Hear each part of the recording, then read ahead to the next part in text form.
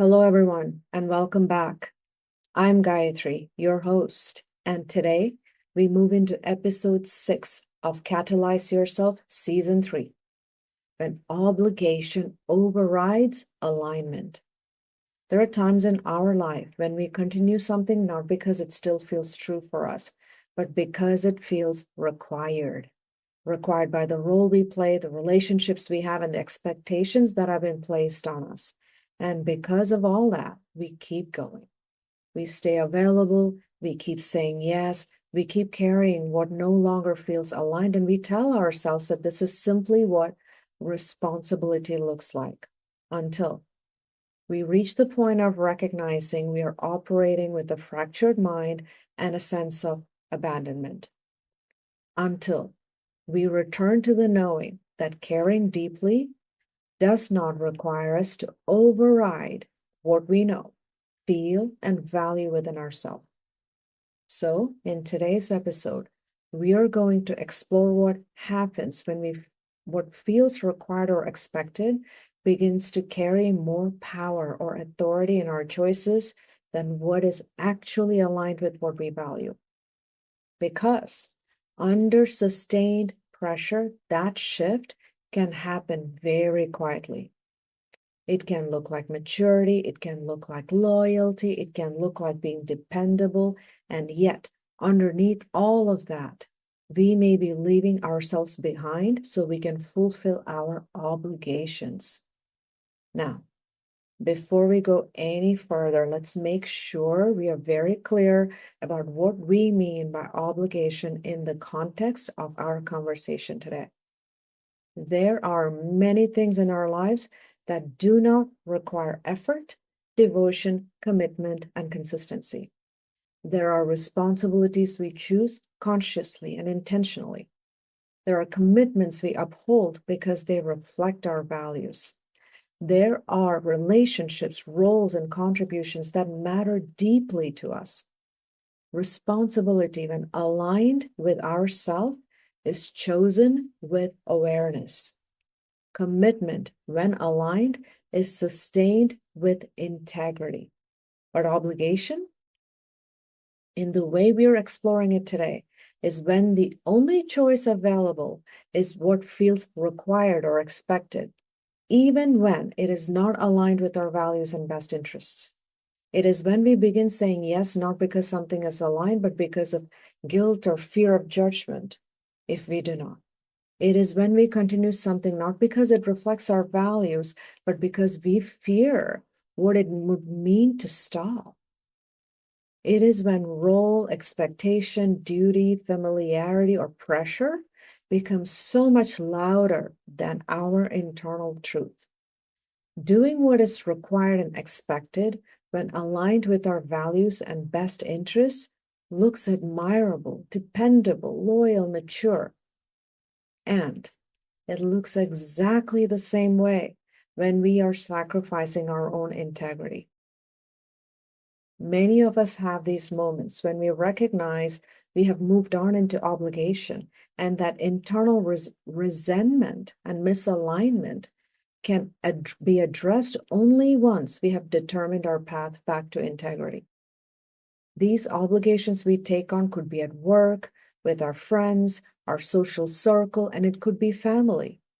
Part of my own journey to strengthening my mind included some of these moments also. The one that stands out the most for me is with a very specific family member.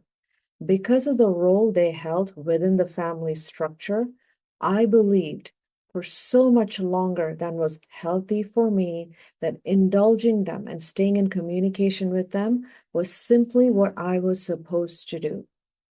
I was aware there would be condemnation and judgment if I were to set up boundaries with this person. So it did not matter if this person made choices, repeated patterns, and engaged in ways that were not aligned with my values. And even when they harmed me, I was obligated to remain accepting of it all. What made this so difficult to recognize at the time was that on the surface, it could all be explained in a very reasonable way. I could call it patience. I could call it compassion. I could call it maturity. I could call it keeping the peace. I could even call it love. But when I looked honestly at my lived experience, something very different was happening inside of me. Before interactions, I could feel my entire being tighten. I could sense that I was mentally preparing. I would think through how to keep the conversation steady. I would minimize what I felt so the exchange could continue as smoothly as possible. I would explain away what had happened. I would focus on understanding their behavior while slowly losing contact with my own experience and its impact on me. And this is where obligation had quietly taken over. I was no longer asking what is aligned for me here. I was asking, what am I required to continue because of who this person is in the family? I was no longer asking what is true about this impact and what it has on me. I was asking, how do I keep this going without creating guilt, disruption, or discomfort for anyone else? In other words, I was no longer choosing from alignment. I was no longer choosing myself. I was choosing from obligation. And this was not about becoming unkind. It was not about punishing another person. It was not about withholding compassion. It was about recognizing that compassion does not require self-abandonment. It was about recognizing that understanding someone does not mean denying the truth of what is happening. It was about recognizing that forgiveness is a process within my mind for my own self, and continued access for something that is unhealthy for me is a completely separate choice. This is one of the clearest experiences in my life where I saw how obligation can look so noble on the outside while quietly disintegrating, eroding me on the inside. And this is why today's conversation matters so much. Because for many of us, obligation does not enter our lives as something obviously harmful.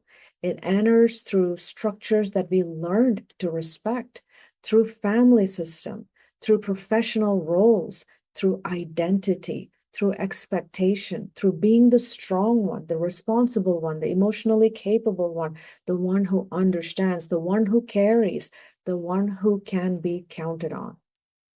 And under sustained pressure, this pattern becomes so easy to slip into. Let's think about why that happens. We know this. Pressure can create a sense of instability. When we are operating with presence of mind, we can see this, and we can ensure all parts of our mind are engaged and collaborating so our nervous system does not move into autopilot responses with the only intent of creating stability. And we know this also. When we are under sustained pressure and we're not operating with a conscious presence of mind, our internal space to process becomes smaller. Our cognition starts looking for efficient ways to keep things moving. Our emotion may be signaling discomfort, but because of the pressure being so high, we may not feel the capacity to stay with those signals. And our consciousness, that deeper awareness that recognizes truth beyond our habits, our autopilot default patterns, can become less accessible in real time if you're not intentionally returning to it.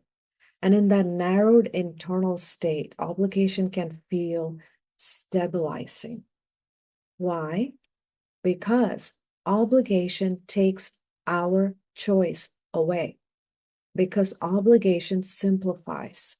It removes the discomfort of deeper truth by replacing it with a rule. I have no choice but to do this. I have to do this. This is what's expected of me. And when that happens, we do not sit with the discomfort of asking much harder questions. We do not have to ask whether something is still aligned with our values. We do not have to ask whether a role has become too costly. We do not have to ask whether what we are continuing is actually harming us.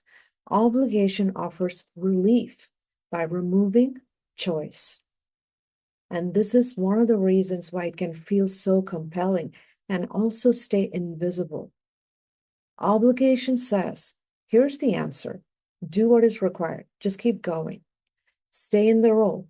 Hold the structure. Do not disrupt the pattern. So what does it begin to look like when obligation keeps overriding our alignment? There are a few patterns I have recognized here that I want to share with you. Why and how you give anything your yes is filled with clues. Did that yes come with your own choice because you will be part of what you're aligned with and what you value?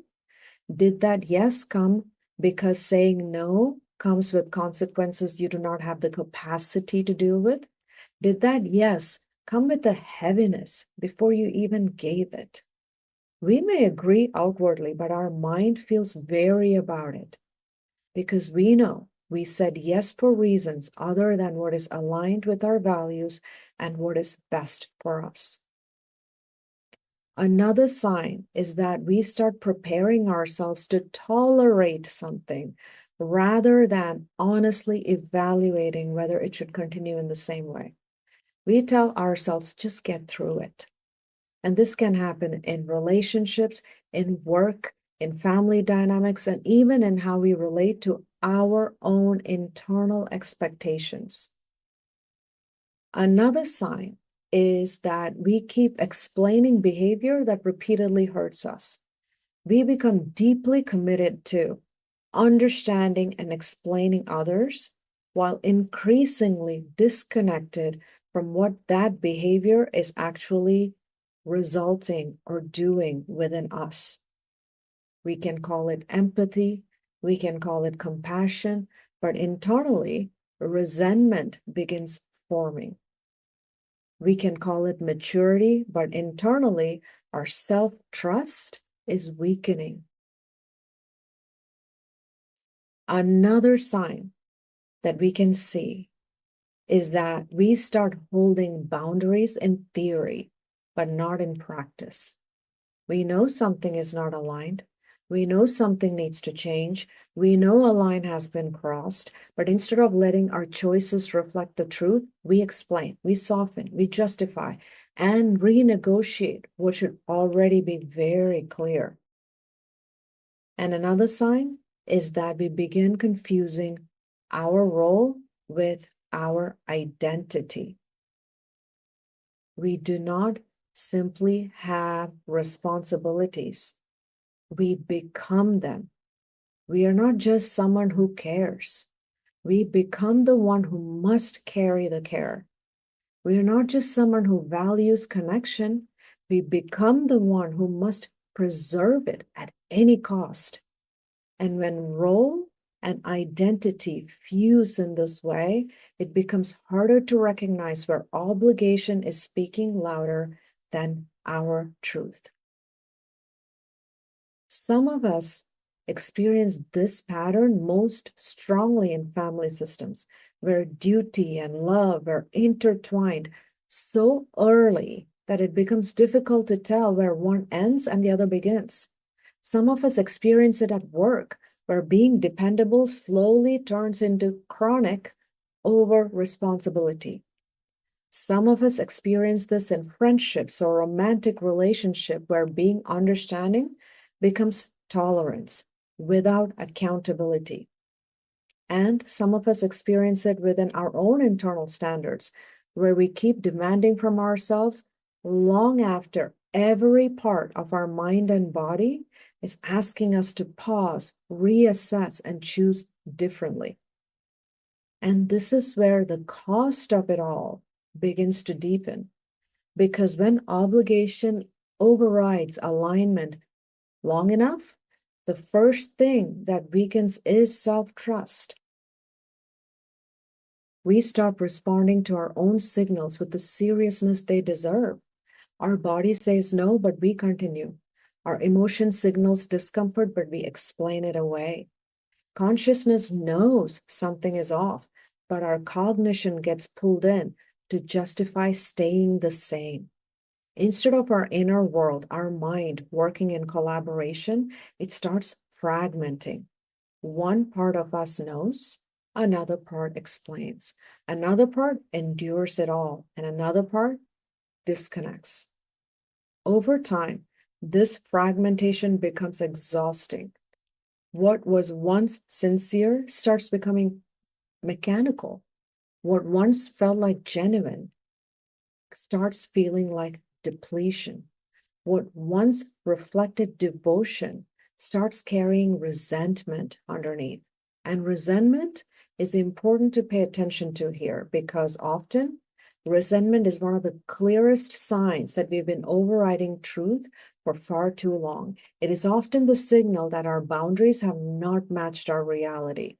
It shows us that we may be carrying what is no longer ours to carry or continuing what is no longer reflecting our alignment. Another cost is that obligation reduces our authenticity in our expression. We begin speaking from role that we play versus who we are at our core, ourself. So performance over authenticity. We say what keeps the structure intact.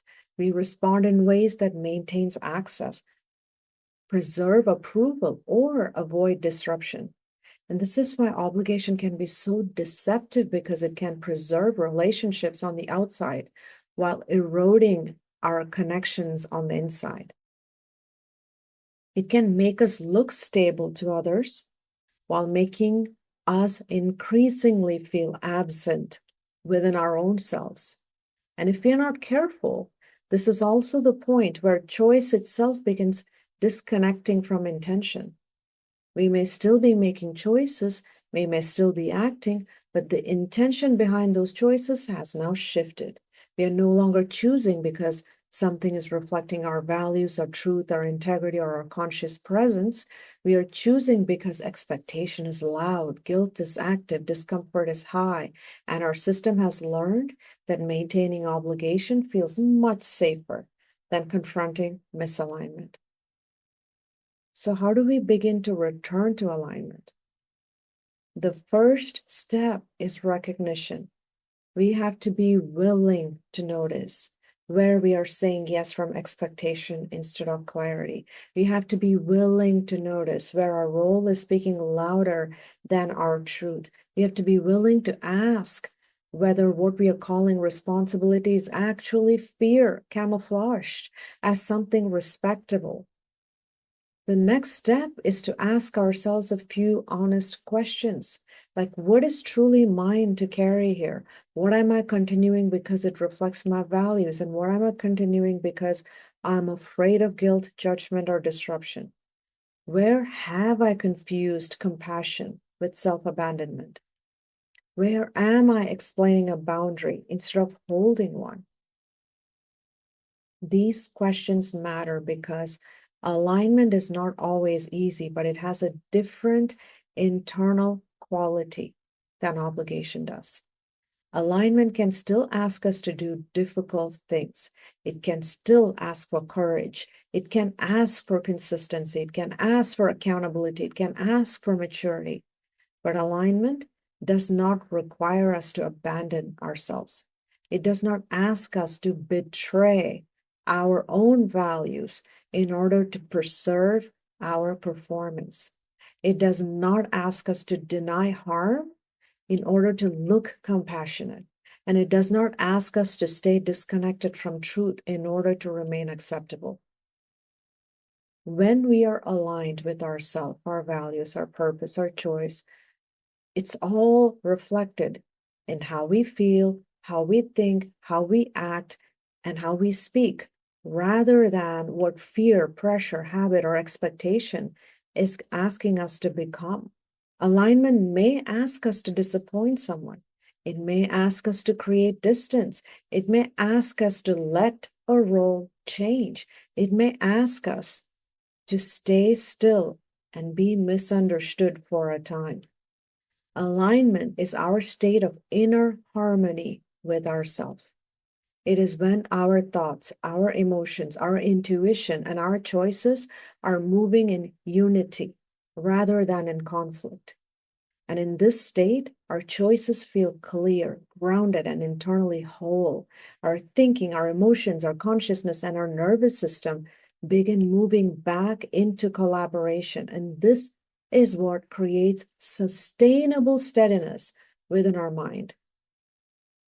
And this is why returning to alignment is simply about becoming honest enough with our own self to let our choices reflect what is true for us. It is about letting responsibility remain responsibility without allowing it to harden into obligation. It is about caring deeply without abandoning self. It is about choosing with integrity rather than fear.